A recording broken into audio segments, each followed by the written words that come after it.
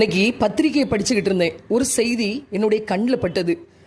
ஒரு விவாகரத்து வழக்கை விசாரித்து கொண்டிருந்த பொழுது அந்த பெண், நான் யாரையும் சார்ந்திருக்க விரும்பவில்லை அப்படின்னு சொல்ல, அந்த சுப்ரீம் கோர்ட் நீதிபதிகள் ஒரு வரவேற்கத்தக்க கூடிய ஒரு கருத்தை சொல்லியிருக்காங்க. திருமணங்கிறது 2 ஆன்மாக்கள் ஒன்று சேருவது. பிறகு எப்படி நீங்கள் சுதந்திரமாக இருக்க முடியும்? சுதந்திரமாக இருக்கணும்னு விரும்பினா நீங்கள் திருமணமே செய்திருக்க கூடாது என்பதாக சுப்ரீம் கோர்ட் நீதிபதிகள் தங்களுடைய கருத்தை பதிவிட்டிருந்தார்கள். திருமணம், குடும்ப வாழ்க்கை அப்படிங்கிறது மனிதனுடைய நாகரிக வளர்ச்சியினால் வந்த தோற்றமோ அல்லது மனிதனுடைய திட்டமோ கிடையாது. கடவுளால் ஏற்படுத்தப்பட்டது தான் குடும்பம்.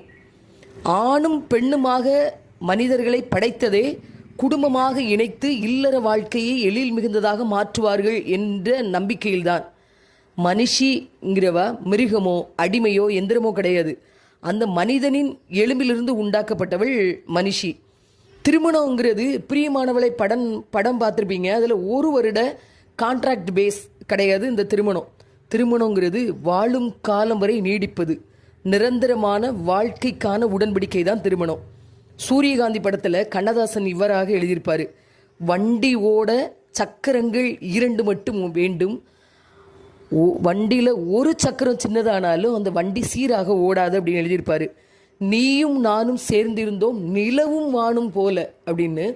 அதாவது வானம் என்ற ஒன்றை நாம் ரசிக்கணும்னா அங்கே கட்டாயம் நிலவு இருக்கணும். நிலவை ரசிக்க வேண்டுமென்றால் அந்த வானத்தை நாம் அண்ணார்ந்து பார்த்து தான் ரசிக்க முடியும்.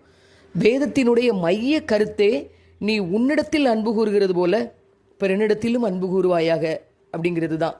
பவுலடியார் சொல்கிறாரு, தன் மனைவியினிடத்தில் அன்பு கூறுகிறவன் தன்னில் தானே அன்பு கூறுகிறான் அப்படிங்கிறதாக. இங்கே யாரும் தன்னைத்தானே நேசிக்க தெரியலைங்கிறதுனால பிறனை எப்படி நேசிக்க முடியும்? தயவு செய்து, திருமணம் என்பது வாழும் காலம் வரை நீடிக்கக்கூடியது, நிரந்தரமான வாழ்க்கை உடன்படிக்கை. சுப்ரீம் கோர்ட்டு நீதிபதிகள் சொன்னது போல திருமணம் என்பது 2 ஆன்மாக்கள் ஒன்று சேர்வது.